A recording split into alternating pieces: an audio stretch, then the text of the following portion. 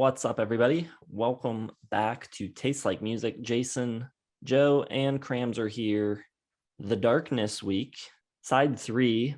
I guess it's fine to let everybody know that originally we planned this week to happen sooner. You guys were going to record this over Christmas, or at least that's when you listened to it originally. And I was going to sit it out because I was just kind of taking a little vacation. But I guess you guys dragged your feet long enough that I could get caught up with my listening and listen to The Darkness and join in.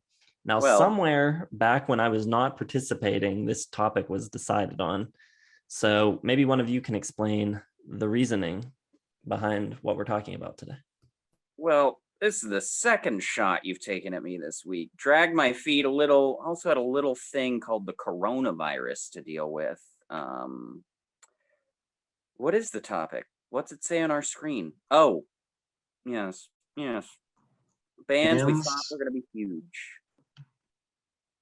Because they were huge for 4 months in 2003. Like we talked about in the video, in high school, they were friggin' everywhere. And everybody had to, in their high school band, had to cover Believe in a Thing Called Love. And you had to get a girl singer to do it because no one could really sing that high. And I just assumed, especially given like the Strokes and Jet and the Hives and all this sort of like, White Stripes, I was like, yeah, it seems like rock is back in a big way and the Darkness probably going to lead this attack.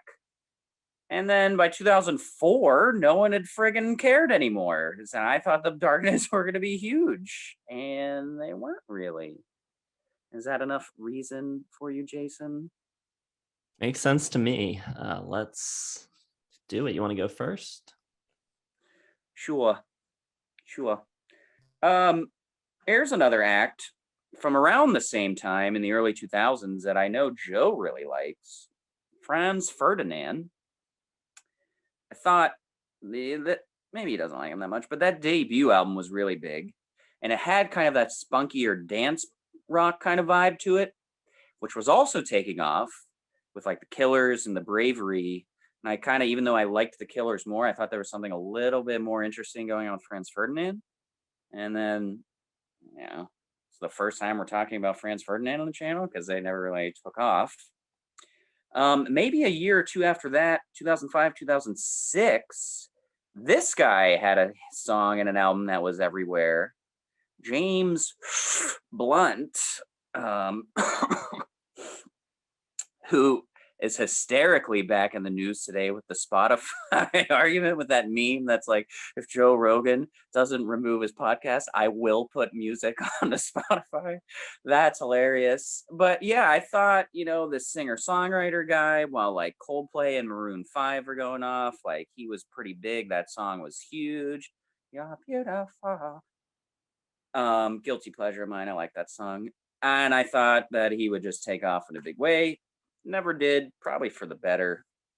I mean, we have David Gray for that crappy music, so I'm just kidding. You know who you are out there. I'm ripping on you.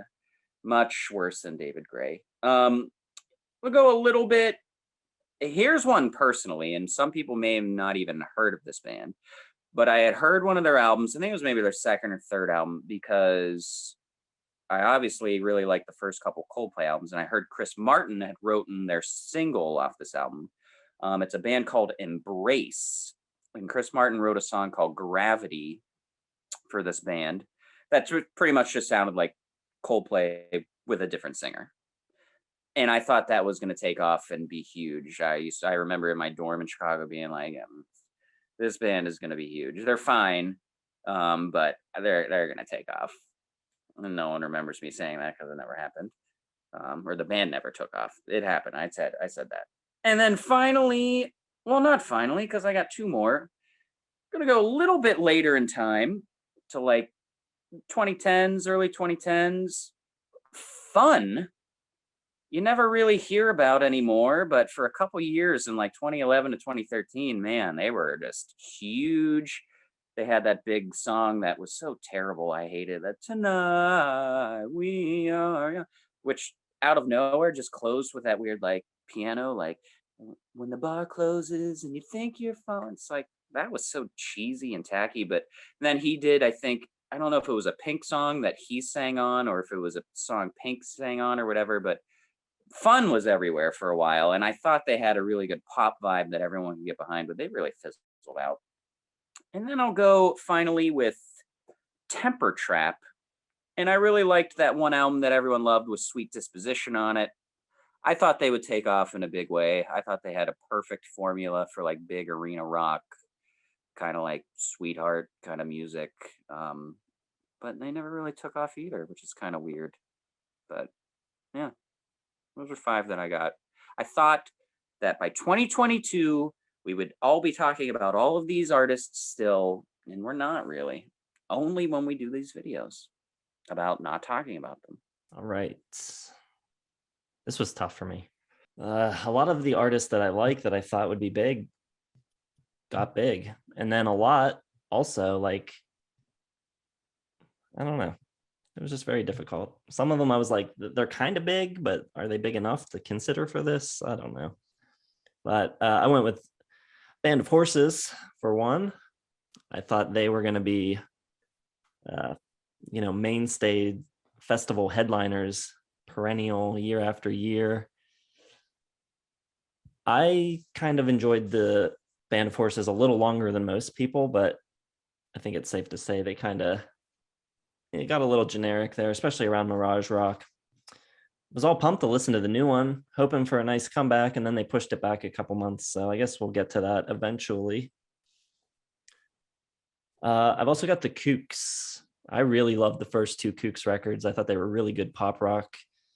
And then their third record, I did not like much at all, and they have never really won me back. You can't get too popular with that name, unfortunately. Let's be honest. It's not a good marketing name. And then the next 3 are bands that never even got to the heights of Band of Horses or the Kooks. They're just kind of smaller bands that I thought had a good chance. One is a band from Pittsburgh that was called, this band is called The U. And I remember they got signed to like a production deal, I think, with Brian Deck. They got to make a record with him, big name producer, worked with Modest Mouse, Counting Crows. And I remember thinking, man, this band is actually going to like blow up from Pittsburgh. And then I think the record ended up getting shelved. And the lead singer kind of reformed with a new cast around him. And the U never really happened. So I think you can find some of those Brian Deck tracks online now, though, and they're pretty cool. Another one, I'm sure Cram remembers me listening to this band a good bit. I've got Love Drug. And Love Drug was interesting for me. I thought they were going to get big because they were a little different than what I normally listen to. They had this little bit of like emo edge to them. And I thought like, man, they are timing this perfectly. They're going to just fit right into this scene that is happening now. And they're just going to be huge. Unfortunately, I think their Achilles heel was their singer's voice was very unusual and different, really kind of high pitched and probably not for everybody. I thought it was cool, but probably held them back a little from mainstream appeal. And then the last one, a band that Cram and I saw live together as an opening act. We got the Working Title. I thought you were doing Caveman, and that was a bad Caveman thing. Caveman would have been a decent call too. I thought they would maybe get a little bigger, but the Working Title, same thing. They kind of were doing like singer-songwriter rock, but it did have like this little bit of like emo edge to it. Thought it could have really blown up, but never really did. All right. Well, when I was younger, high school, I pretty much thought every band I liked was going to blow up. At least I hope so. Starting off with little one, not a band, but a guy, Andrew WK. I really thought, I don't think I really thought he was going to blow up after, kind of blowing up with We Want Fun and the album I Get Wet. But, I kind of hope because he was just so hilarious. And he kind of went on to more fame as like he was a VH1 commentator, and he wrote advice columns as well I forget where, maybe like Slate or something, or what's that, New York Village Voice, maybe, like something ridiculous, but like he kind of became beloved for not music, but he's still a cool guy, but never really quite got back to the heights of I Get Wet. Another band, I think I bought their album the same day I bought the I Get Wet from NWK, The Hives, which were one of the hype bands, one of the retro kind of rock bands from the early 2000s. And I always thought they were way better than the other ones, the Strokes or the White Stripes or anything like that. Just had so much fun. So like fast, kind of almost punky. Totally convinced they were just going to become the biggest band in the world. They never did, but they got some great albums along the way. A more recent example, and I don't know, I mean, this one counts sort of, because in her world, she never quite reached the heights of some of her contemporaries, but I got Carly Rae Jepsen, my girl, who, blew up for that one song that we all hate, Call Me Maybe. But she had some really great pop songs that weren't that, but of course, completely underperformed that, never even got close to replicating that success again. But I think all her albums are great. I think she's great. Love her so much. Also on my list, I got, there's a couple others, same kind of time period as the Hives and NWK, Hot Hot Heat, which I thought were going to be huge. A lot of fun, very kind of bouncy, not quite like dance, pop, punk, emo, whatever was going on. I mean, not quite like Franz Ferdinand, but they got the critical success. They had their songs on the radio, and then second album, Sophomore Slump, kind of derailed all the momentum. And then finally, let's do one a little older. And I mentioned this band before, and you guys didn't seem to know who they were, but Fuzzbubble, ringing any bell? Oh, man, they had a track from the Godzilla soundtrack called Out There. They were signed to Puff Daddy's Bad Boy Records, and they performed a rock remix of Puff Daddy's All About the Benjamins, released one album, like super awesome power pop, but they kind of just like never went anywhere after that. They were a thing for like a really short period of time after that Puffy video, but they never did anything. So unfortunately, but everyone can go check that out, the song. At least check out the song Out There from the Godzilla soundtrack, because it's phenomenal. That movie is so bad. I forgot everything about it. That's just terrible. My favorite album of 1998, if soundtracks count. It's great. Fantastic. Just go listen to it. Isn't there a Blur album in 1998? Anything, for God's sakes. No, there's not. I don't have any problem with Call Me Maybe at all. That sounds fine. I mean, it's okay, but it's too bad that she's known for that almost exclusively at this point, because she has so many better songs. Call Me Maybe's okay. I grimaced when he said it because I was thinking, I got that mixed up real quick with it's not even a song. Well, it's a song.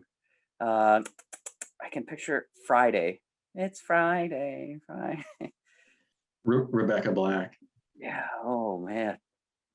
We all knew she was not going to be huge. That was just going to be a one and done kind of thing, really.